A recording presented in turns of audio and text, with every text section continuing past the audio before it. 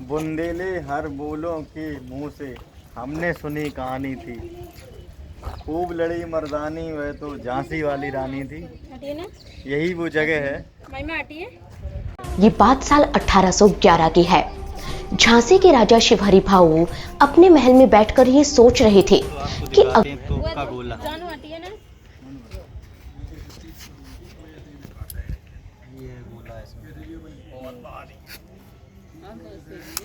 ये फंसा हुआ मैं कोशिश कर रहा हूँ इसको निकालने की, लेकिन हिल भी नहीं रहा है। किसी भी हद तक जा सकती थी। अगर वो कृष्ण राव को राजा बनाते तो हुकूमत सखुबाई की दोस्तों, जिस फांसी घर की तलाश थी वो मिल चुका है। यहाँ पर इस जगह ये देख सकते हैं, यहाँ पर गिर्री लगी हुई है। ये इसी में रस्सी बांधकर और यहीं पर फांसी के फंदे पर लटका दिया जाता था। सखुबाई किसी भी कीमत पर खुद रानी बनना चाहती थी, इसलिए उन्होंने अपने ही बेटे के मर्डर का प्लान बनाया। कहते हैं कि उन दिनों झांसी फोर्ट में लक्ष्मी टेम्पल के पास एक छोटा सा तालाब हुआ करता था, जहां रामचंद्र राव स्विमिंग के लिए जाते थे। कई बार वो मंदिर की दीवार से तालाब में डाइव भी करते थे। इसलिए एक दिन मौका पाकर सखुबाई ने तालाब में कीले बिछवा दी, ताकि रामचंद्र जैसे ही डाइव करे उनके शरीर में कीले घुस जाएं। हालांकि ऐसा हो पाता, उससे पहले ही सिपाही ने खुद जाकर रामचंद्र राव को सब कुछ सच सच बता दिया। सखुबाई के पागलपन से घबराकर रामचंद्र राव को झांसी फोर्ट में कड़ी निगरानी के बीच रखा गया, जहां 1835 में उनकी डेथ हो गई। उनके बाद राजा बने रघुनाथ राव दी थर्ड, जिनका अफेयर अपनी तवायफ के साथ था। उन्हें भी कोई बेटा नहीं था, इसलिए उनके भाई गंगाधर राव को राजा बनाया गया। लेकिन झांसी को वारिस देने के लिए गंगाधर राव का शादी करना जरूरी था। इसलिए झांसी के दरबारियों ने पुरी के जाने माने पंडित चंदन पुरी को बुलाया। पंडित ने गंगाधर राव की कुंडली देखी और सीधा बिठूर पहुंच गए। बिठूर में उन दिनों पेशवा का राज था और पेशवा के कोर्ट में काम करने वाले मोरोपंत तांबे चंदनपुरी के अच्छे दोस्त थे। मोरोपंत तांबे की एक बेटी थी, मणिकर्णिका तांबे। उन्होंने मणिकर्णिका की कुंडली गंगाधर राव की कुंडली से मिलाई। कुंडली मैच होते ही दोनों की शादी फिक्स हो गई। महज 14 साल की उम्र में मणिकर्णिका ब्याह कर झांसी आ गई और उन्हें नाम मिला रानी लक्ष्मीबाई। वही रानी लक्ष्मीबाई जिन्होंने अंग्रेजों की नाक में दम करके रखा। वही रानी लक्ष्मीबाई जिन्होंने घोड़े पर बैठकर किले की दीवार से छलांग लगा दी। वही रानी लक्ष्मीबाई जिन्होंने 1857 की क्रांति में जबरदस्त शौर्य दिखाया। वही रानी लक्ष्मीबाई जिन्हें इतिहास झांसी की रानी के नाम से जानता है। रानी लक्ष्मीबाई की वीरता की कहानियां तो आपने कई बार सुनी होगी, लेकिन सवाल ये आता है कि ब्रिटिशर्स से उनकी दुश्मनी आखिर हुई ही क्यों? जब रानी की तरफ से ऑस्ट्रेलिया के फेमस लॉयर जॉन लैंग अंग्रेजों से लीगल बैटल लड़ रहे थे, तो फिर रानी को जंगे मैदान में क्यों उतरना पड़ा? कैसी थी झांसी की रानी और अंग्रेजों की आखिरी लड़ाई? क्यों उनसे लड़ने के लिए अंग्रेजों को अपने स्पेशल कमांडर बुलाने पड़े? और क्या हुआ झांसी का रानी के जाने के बाद? इन सभी सवालों के जवाब छिपे हैं झांसी रियासत के इतिहास में, जिन्हें जानने के लिए हमें चलना होगा 17th सेंचुरी में। देश की राजधानी दिल्ली से करीब 500 किलोमीटर दूर इंडिया के टाइगर स्टेट मध्य प्रदेश में ओरछा नाम की एक रियासत हुआ करती थी। 17th सेंचुरी में यहाँ के राजा वीर सिंह जुदेव अपने स्टेट की सिक्योरिटी के लिए अलग अलग पहाड़ियों पर किले बनवा रहे थे। इन्हीं में से एक फोर्ट बलवंत नगर की बंगीरा हिल्स पर भी बन रहा था। नॉर्थ इंडिया से साउथ इंडिया तक जाने वाले ट्रेड रूट पर होने के कारण इसे गेटवे ऑफ साउथ कहा जाता था, लेकिन इतिहास इसे झांसी किले के नाम से भी जानता है। कहते हैं कि राजा वीर सिंह ने ये किला टैक्स कलेक्शन के लिए बनाया था। ये दूर से किसी परछाई की तरह दिखता था। बुंदेलखंड में परछाई को झाई कहते हैं और झाई सा दिखने के कारण इसका नाम झांसी पड़ गया। 18th सेंचुरी आते आते झांसी पर बुंदेला किंग छत्रसाल का राज हो गया। छत्रसाल अपनी बहादुरी के लिए फेमस थे। चित्रकूट से लेकर ग्वालियर और पन्ना से लेकर शाहगढ़ तक उन्हीं का राज चलता था। उनकी बहादुरी के मुरीद तो खुद पेशवा बाजीराव भी थे। इसीलिए 1729 में जब फर्रुखाबाद के सुल्तान मोहम्मद खान बंगश ने उन पर हमला किया, तब बाजीराव 20,000 से भी ज्यादा घुड़सवार लेकर उनकी मदद को पहुंचे। बाजीराव और छत्रसाल की सेना ने मिलकर बंगश की सेना को खदेड़ दिया। इस मदद से खुश होकर छत्रसाल ने बाजीराव को तोहफा देने की पेशकश की। बाजीराव ने तोहफे में मस्तानी को मांगा तो छत्रसाल ने साथ में जालौन भी बाजीराव को दे दिया। जालौन पर मराठों का कब्जा हो गया, लेकिन जालौन के लिए उन्हें झांसी से होकर गुजरना पड़ता। झांसी पर अब भी मुगलों का कब्जा था और इसी वजह से मुगलों और मराठों में लगातार झड़पें होती रहती थीं। तब 1742 में पेशवा ने कालपी के सूबेदार नैरो शंकर को यहाँ भेजा। नैरो शंकर ने किले से मुगलों को निकाल दिया और खुद झांसी के नए सूबेदार बन गए। इस तरह झांसी पर मराठों का राज हो गया और नैरो शंकर ने किले को रिनोवेट करवाया। उनके बाद सूबेदार बने रघुनाथ राव नेवालकर, जिन्होंने फोर्ट में कई महल, मंदिर और बाग बनवाए।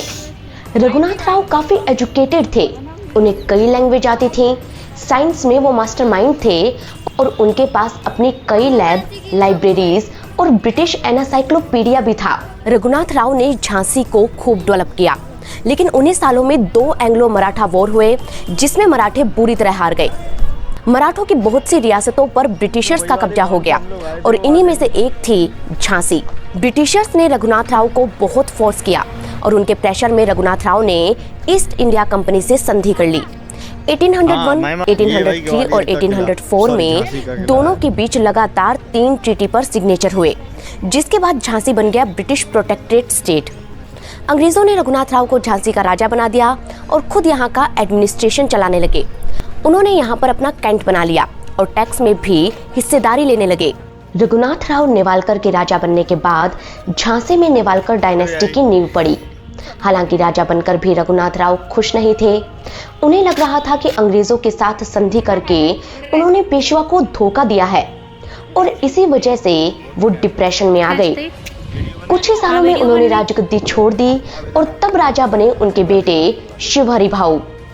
1814 तक शिवहरि भाऊ ने झांसी को रूल किया, लेकिन रानी लक्ष्मीबाई का जन्म 19 नवंबर 1835 को हुआ था। हालांकि कई पुस्तकों में उनका जन्म 1828 भी लिखा मिलता है, लेकिन सही तिथि 1835 ही मानी जाती है। एक मराठी ब्राह्मण परिवार में जन्मी लक्ष्मीबाई का असली नाम मणिकर्णिका था। उनके पिता मोरपंत तांबे पेशवा बाजीराव द्वितीय के दरबार में सलाहकार थे और माता भागीरथी सपरे एक धार्मिक विचारों वाली महिला थी। उनके परिवार में सब कुछ खुशहाली से चल रहा था, लेकिन नियति ने बचपन में ही उन्हें एक कठिन परीक्षा दे दी। जब वह मात्र 4 वर्ष की थी तब उनकी माता का देहांत हो गया। इसके बाद उनके पिता उन्हें बिठूर ले आए, जो कानपुर के पास स्थित था। बिठूर में पेशवा बाजीराव द्वितीय का दरबार था और वहीं मणिकर्णिका का बचपन बीता। बचपन से ही वह आम लड़कियों से अलग थी। उन्हें घुड़सवारी, तलवारबाजी और युद्ध कला सीखने का जुनून था। छोटी उम्र में ही उन्होंने अस्त्र शस्त्र में महारत हासिल कर ली थी। यही कारण था कि आगे चलकर वह झांसी की रानी बनी और अंग्रेजों के लिए सबसे बड़ा खतरा साबित हुई। बचपन में मनु के 2 सबसे करीबी दोस्त थे, एक नाना साहेब और दूसरा तात्या टोपे। नाना साहेब मराठा पेशवा बाजीराव द्वितीय के पुत्र थे। जब अंग्रेजों ने उनकी पेंशन बंद कर दी तो उन्होंने ब्रिटिश हुकूमत के खिलाफ विद्रोह कर दिया और 1857 की क्रांति में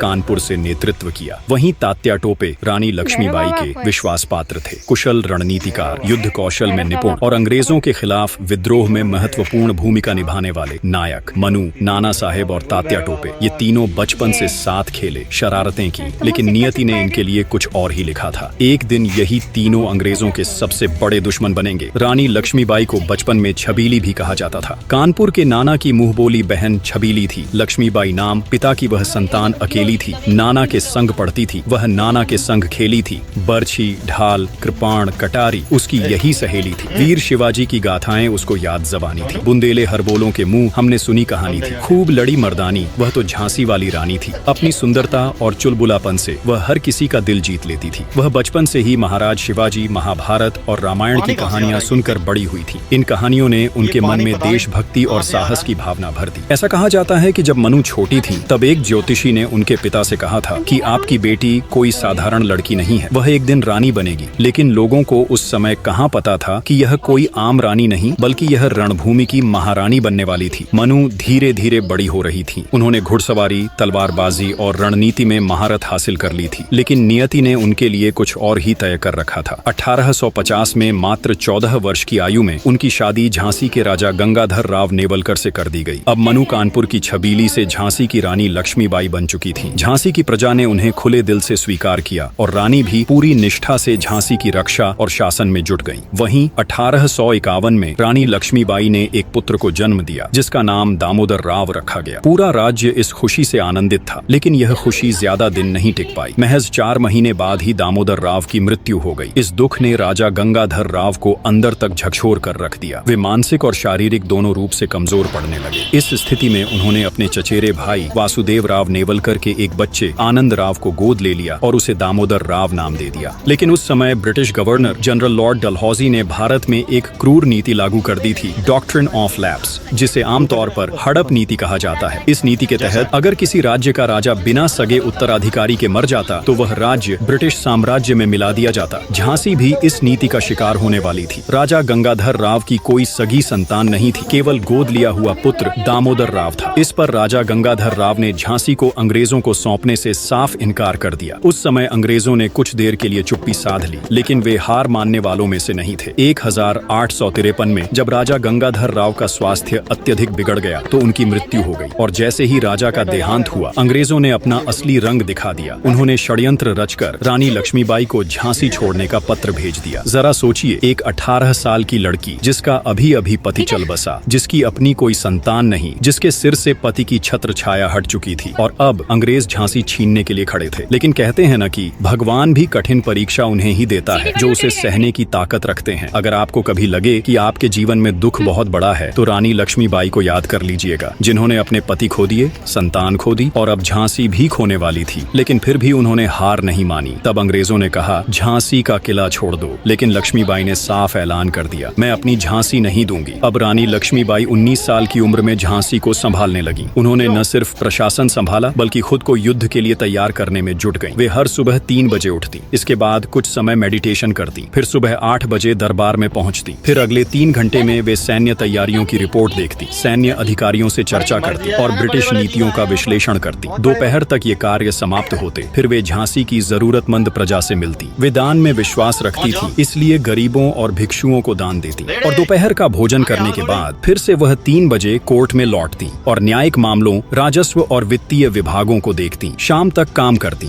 और फिर थोड़ा आराम करके वे इतिहास और युद्ध नीति की किताबें पढ़ने लगती। यह उनका उस समय का कठोर और अनुशासित जीवन था और इसी अनुशासन ने उन्हें इतिहास की सबसे महान योद्धा बनाया। रानी लक्ष्मीबाई के इसी समर्पण और निष्ठा के कारण झांसी की जनता उन्हें अपनी माता समान मानने लगी। प्रजा ही उनका परिवार था, झांसी ही उनकी आत्मा थी। लेकिन 1854 का वर्ष झांसी के इतिहास में एक काला अध्याय लिखने जा रहा था। ब्रिटिश सरकार ने आधिकारिक रूप से झांसी को ईस्ट इंडिया कंपनी में मिला लेने का आदेश दे दिया। रानी लक्ष्मीबाई ने इसके खिलाफ हर संभव प्रयास किया। उन्होंने न्याय की गुहार लगाई, कोर्ट में अपील की, लेकिन लॉर्ड डलहौजी अपने फैसले से टस से मस नहीं हुआ। कुछ ब्रिटिश अधिकारी भी इस मामले में रानी के पक्ष में थे, परंतु सरकार के आगे उनकी कोई नहीं चली। उस रात झांसी का किला अंधेरे में डूबा था, लेकिन रानी के मन में एक भीषण तूफान उमड़ रहा था। वह अपने बेटे दामोदर राव को गोद में लिए खिड़की के पास खड़ी झांसी की विशाल दीवारों को देख रही थी। यह वही दीवारें थीं जो उनके शासनकाल में अजेय रहीं, लेकिन अब इन्हें उन्हें छोड़ना था। उनकी आंखों में आंसू छलक आए। तभी पीछे से एक कठोर आवाज गूंजी, झांसी अब ब्रिटिश सरकार की संपत्ति है, आपको इसे खाली करना होगा। रानी ने धीरे धीरे पीछे मुड़कर देखा। उनकी आंखों में अब नमी नहीं बल्कि एक दृढ़ संकल्प की आग जल रही थी। उन्होंने अपनी तलवार को अंतिम बार झांसी की मिट्टी पर रखा और ठहरते हुए बोली, आज मैं अपना किला छोड़ रही हूँ, पर याद रखना एक दिन मैं इसे वापस जरूर लूंगी। उस रात रानी लक्ष्मीबाई अपने बेटे के साथ झांसी के किले से निकल गईं। अब वह पास में एक छोटी सी हवेली में रहने लगी, लेकिन उनका संघर्ष यहीं समाप्त नहीं हुआ। अंग्रेजों ने उनके लिए केवल 5000 रुपए मासिक पेंशन तय कर दी। यह पेंशन एक रानी के लिए नहीं बल्कि एक साधारण अंग्रेज नागरिक के लिए भी अपर्याप्त थी। और तो और उनके गहने तक जब्त कर लिए गए। जिस रानी ने अपना सब कुछ झांसी के लिए समर्पित कर दिया था, उसे अब एक सामान्य अंग्रेज नागरिक से भी नीचा का दर्जा दे दिया गया था। लेकिन रानी लक्ष्मीबाई इतनी आसानी से हार मानने वाली नहीं थी। वह लगातार झांसी को वापस पाने का मार्ग खोज रही थी। तभी उन्होंने एक नाम सुना, जॉन लैंग। यहाँ मैं बता दूं कि जॉन लैंग एक ऑस्ट्रेलियाई वकील थे जिन्होंने पहले भी ईस्ट इंडिया कंपनी के खिलाफ मुकदमे जीते थे। वह खुद भी ब्रिटिश सरकार की अन्यायपूर्ण नीतियों से घृणा करते थे। रानी ने तुरंत जॉन लैंग को अपने पास बुलाने का आदेश दिया। उनके स्वागत में 50 घुड़सवार भेजे गए। पालकी में एक छोटा सा बक्सा रखा गया जिसमें बर्फ के टुकड़ों के बीच विदेशी शराब और बियर रखी गई थी। जब जॉन लैंग ने यह देखा तो उन्हें एहसास हो गया कि रानी लक्ष्मीबाई कोई साधारण महिला नहीं है। जब वे झांसी पहुंचे और रानी से मिले तो उन्होंने अपने किताब में रानी लक्ष्मीबाई के बारे में लिखा कि उस समय रानी मध्यम कद की तगड़ी महिला थी। उनका चेहरा अत्यंत गोल और सुंदर था। उनकी त्वचा अत्यधिक गोरी थी। उन्होंने कोई गहने नहीं पहने थे, केवल कानों में छोटी छोटी बूंदों के आकार की बालियां थीं। लेकिन इस भव्यता और शालीनता के पीछे एक टूटी हुई रानी खड़ी थी। रानी ने गंभीर स्वर में पूछा, क्या मेरी झांसी को वापस पाया जा सकता है? जॉन लैंग कुछ देर चुप रहे, फिर उन्होंने धीरे से सिर झुका लिया। रानी साहिबा, यह लड़ाई बेकार है। ब्रिटिश सरकार कभी आपको झांसी नहीं लौटाएगी। इतना कहकर वह वहां से चले गए। समय बीतता गया और ब्रिटिश सरकार ने रानी की पेंशन बढ़ाने की किसी भी मांग को अनसुना कर दिया। झांसी में धीरे धीरे विरोध के स्वर उठने लगे, परंतु वे इतने प्रभावी नहीं थे कि अंग्रेजी हुकूमत को हिला सकें। परंतु रानी लक्ष्मीबाई के भीतर अब विद्रोह की ज्वाला जल चुकी थी। उन्हें एहसास हो गया था कि न्याय की गुहार से कुछ नहीं होने वाला। अब समय था उस वचन को निभाने का जो उन्होंने जाते जाते दिया था, मैं अपनी झांसी नहीं दूंगी। 1854 में झांसी की रानी के साथ जो अन्याय हुआ था, वही अन्याय नाना साहेब के साथ भी दोहराया जा रहा था। पेशवा बाजीराव द्वितीय का भी कोई सगा संतान नहीं था, इसीलिए उन्होंने नाना साहेब को गोद लिया था। लेकिन अंग्रेजों ने नाना साहेब की पेंशन में भी हेर फेर करने लगे। अब कानपुर में नाना साहेब अंग्रेजी हुकूमत के खिलाफ आवाज उठा रहे थे। कई जगह सैनिक विद्रोह हो रहे थे, लेकिन ब्रिटिश सरकार इन क्रांतियों को उभरने से पहले ही कुचल देती थी। अंग्रेजों का यही तरीका था, जहां भी विरोध उठता उसे जड़ से खत्म कर दिया जाता। इसी बीच रानी लक्ष्मीबाई ने नाना साहेब को एक पत्र लिखा, नाना, अब अंग्रेजों से विनती करने का समय बीत चुका है। अब उनके खिलाफ खुली जंग छेड़ना जरूरी है। इस पत्र ने नाना साहेब के मन में क्रांति की चिंगारी जला दी। विद्रोह की आग फैलने लगी। मेरठ, दिल्ली, कानपुर और लखनऊ में विरोध की लपटें उठने लगी। दिल्ली में बहादुर शाह जफर को सम्राट घोषित किया गया। कानपुर में नाना साहेब ने मोर्चा संभाल लिया। लखनऊ में बेगम हजरत महल ने अंग्रेजों के खिलाफ बिगुल बजा दिया। लेकिन अंग्रेजों ने हर जगह विरोध को कुचल दिया। उनका सबसे बड़ा हथियार था फूट डालो और राज करो। वे यह सुनिश्चित कर रहे थे कि भारतीय क्रांतिकारी एकजुट न हो पाएं। जहां भी हल्की सी क्रांति की आग उठती, वहां उसे तुरंत बुझा दिया जाता। धीरे धीरे वर्ष 1857 आ गया। अब अंग्रेजों की बर्बरता अपनी चरम सीमा पर थी। किसानों की हालत बद से बदतर हो चुकी थी। अंग्रेजों ने उनकी फसलें छीन ली थीं। जमींदारों के अत्याचार बढ़ते जा रहे थे। लोगों पर अत्यधिक कर लगाया जा रहा था। लेकिन भारतीयों के लिए सबसे बड़ा झटका तब लगा जब अंग्रेजों ने उनके धार्मिक विश्वासों पर हमला किया। ब्रिटिश सेना ने भारतीय सैनिकों को उस समय एक नई एनफील्ड राइफल्स दी थी। इन राइफल्स में इस्तेमाल होने वाली कार्ट्रिजों को मुंह से काटकर खोलना पड़ता था। कुछ दिनों बाद यह खबर आग की तरह फैल गई कि इन कार्ट्रिजों में गाय और सुअर की चर्बी मिली हुई है। ये हिंदू और मुस्लिम दोनों के लिए असहनीय अपमान था। जहां हिंदुओं के लिए गाय पवित्र थी, वे गायों को माता मानते थे, वे उसकी हत्या की कल्पना भी नहीं कर सकते थे। वहीं मुसलमानों के लिए सुअर हराम था, वे उसका स्पर्श भी नहीं कर सकते थे। यह खबर सुनते ही भारतीय सैनिकों में आक्रोश फूट पड़ा। यह सिर्फ एक कार्ट्रिज नहीं थी, ये भारत के आत्मसम्मान पर चोट थी। अब क्रांति की आग बस भड़कने ही वाली थी। उस समय ब्रिटिश ईस्ट इंडिया कंपनी की सेना में एक भारतीय सिपाही थे जिनका नाम मंगल पांडे था। जब मंगल पांडे को पता चला कि अंग्रेजों ने उनके धर्म का अपमान किया है तो उनका खून खौल उठा। उस दिन उन्होंने अपनी बंदूक उठाई और ब्रिटिश अधिकारियों पर हमला कर दिया। अंग्रेजों के लिए यह अप्रत्याशित था। उन्होंने तुरंत मंगल पांडे को गिरफ्तार कर लिया और मौत की सजा सुना दी। मंगल पांडे को 1857 को फांसी दी जानी थी, लेकिन ब्रिटिश सरकार डर गई। उन्हें लगा कि इतने बड़े विद्रोही को खुलेआम फांसी देने से सैनिक भड़क सकते हैं, इसलिए उन्होंने फांसी की तारीख 10 दिन पहले कर दी। 8 अप्रैल 1857 को ही मंगल पांडे को फांसी दे दी गई। लेकिन अंग्रेजों की यह चालाकी बेकार गई। मंगल पांडे की शहादत की खबर जंगल में आग की तरह फैल गई। अब भारत के हर कोने में गूंज रहा था, अब बहुत हो गया, अब क्रांति अवश्य होगी। मेरठ छावनी में भारतीय सैनिक बेचैन हो उठे। यह बेचैनी अब एक भीषण विस्फोट में बदलने वाली थी। 10 मई 1857 की रात मेरठ में एक अजीब सी खामोशी छाई हुई थी। यह खामोशी तूफान से पहले की शांति थी। चारों ओर कोई आवाज नहीं थी, लेकिन दिलों में एक अग्नि जल रही थी। अचानक जैसे ही घड़ी की सुइयों ने रात के 12 बजाए, भारतीय सैनिकों ने अपनी बंदूकें उठाई। चुपके से बैरकों में आग लगाई गई और उन अंग्रेज अधिकारियों को मार गिराया गया जिन्होंने भारतीय सैनिकों और आम नागरिकों पर अत्याचार किए थे। यह बगावत की पहली चिंगारी थी जो अब पूरे देश में फैलने वाली थी। बगावत की यह खबर हवा की तरह तरफ फैलने लगी। कानपुर, लखनऊ, दिल्ली, झांसी, हर दिशा में क्रांति की आग सुलग उठी थी। दिल्ली में भारतीय सिपाही बहादुर शाह जफर को सम्राट घोषित कर चुके थे। यह एक बहुत बड़ा झटका था ब्रिटिश साम्राज्य के लिए। अब दिल्ली की गलियों में अंग्रेजों का नाम तक सुनाई नहीं दे रहा था। सभी भारतीय एकजुट हो गए थे और यह संघर्ष सिर्फ सिपाही विद्रोह नहीं बल्कि भारत की स्वतंत्रता संग्राम की शुरुआत थी। उधर कानपुर में नाना साहेब पेशवा ने मोर्चा संभाला था। उनका नेतृत्व सैनिकों और आम नागरिकों में एक नई उम्मीद का संचार कर रहा था। नाना साहेब के नेतृत्व में भारतीय सिपाही अंग्रेजों को चारों ओर से घेर चुके थे। हफ्तों तक घमासान युद्ध चलता रहा। भारतीय सैनिकों ने दृढ़ संकल्प से युद्ध लड़ा। इस दौरान अंग्रेजों ने हर मुमकिन कोशिश की, लेकिन वे भारतीयों के साहस और संघर्ष के सामने टिक नहीं सके। इसी दौरान गंगा के किनारे स्थित सती चौरा घाट पर एक भयंकर संघर्ष हुआ। भारतीय सैनिकों ने अचानक ब्रिटिश सैनिकों पर गोलियों की बौछार कर दी। यह हमला बेहद घातक था। गंगा के पानी में खून बहने लगा और घाट के आसपास की हवा में चीखें गूंज उठीं। यह नरसंहार इतिहास में सती चौरा घाट नरसंहार के नाम से दर्ज हो गया। यह दृश्य न केवल भारतीय सैनिकों के साहस का प्रतीक बना, बल्कि यह उनकी स्वतंत्रता की ललक और ब्रिटिश साम्राज्य के खिलाफ उनके गुस्से का भी प्रतीक था। गंगा का पानी अब लाल हो चुका था, जैसे देश के लिए एक नया अध्याय लिखने का समय आ चुका हो। इधर रानी लक्ष्मीबाई भी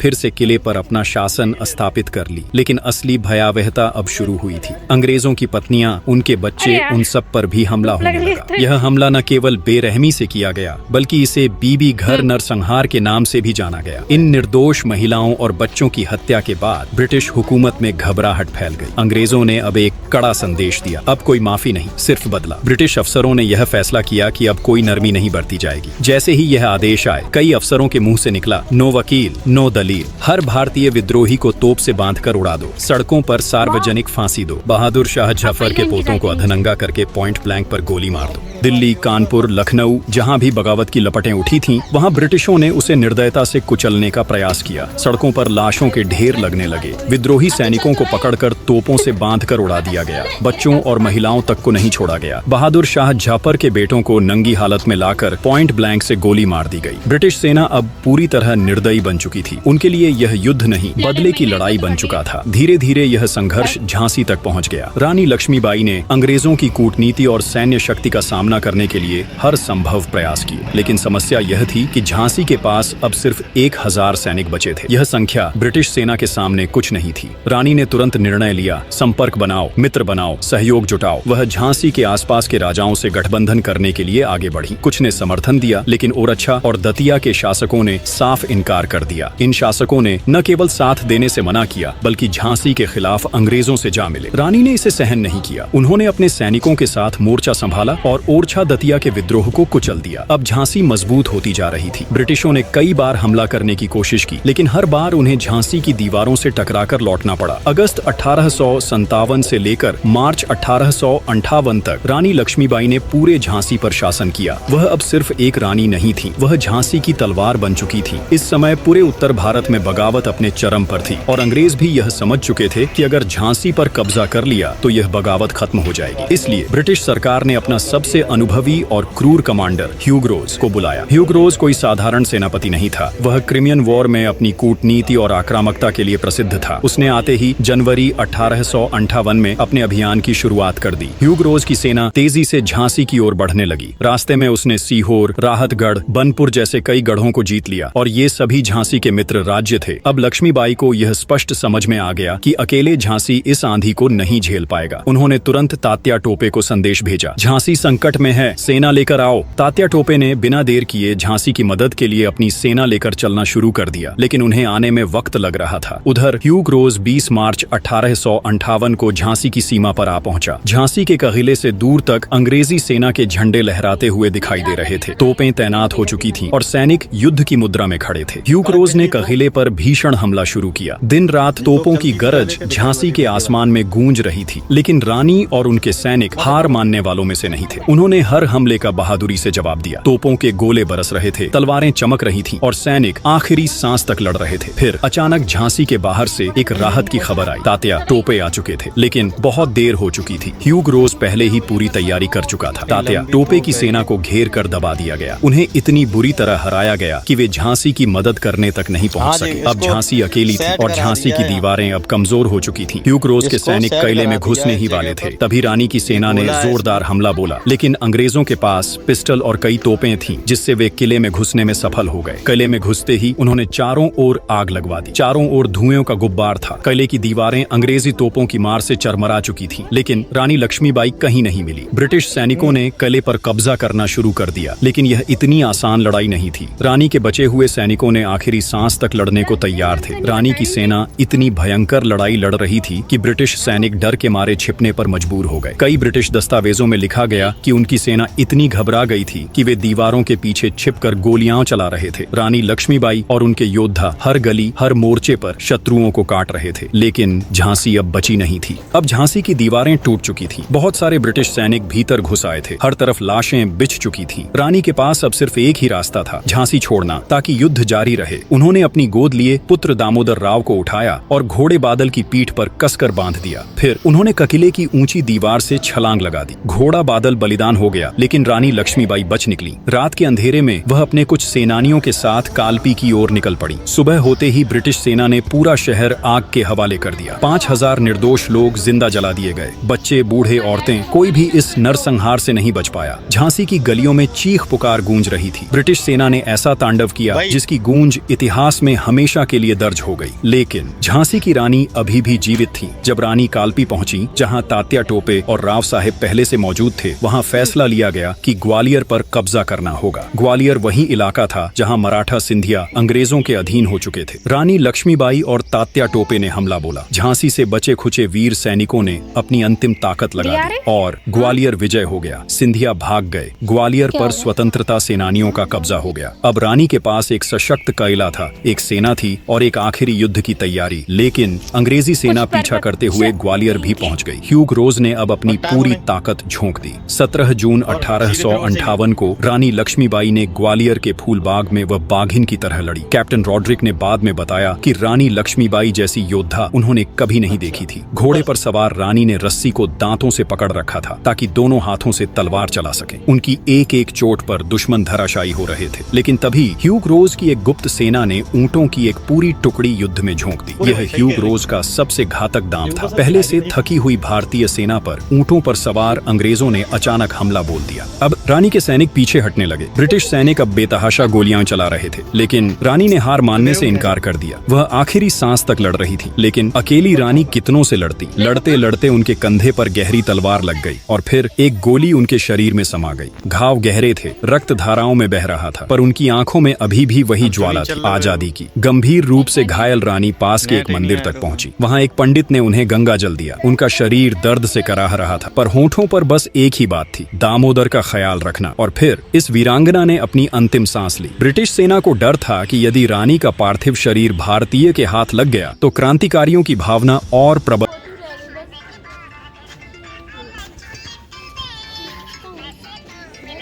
दोस्तों, किला जो है पूरी तरीके से घूम लिया है। अब गेट के बाहर हम लोग खड़े हुए हैं। गेट की जो एंट्री होती थी वहीं पर, और फिलहाल आप देख सकते हैं धूप बहुत तेज़ है। पूरा किला घूम चुका है। अगर आप लोगों को ये वीडियो अच्छा लगा तो प्लीज़ लाइक करें, कमेंट्स करें, शेयर करें, चैनल को सब्सक्राइब करना ना भूलें।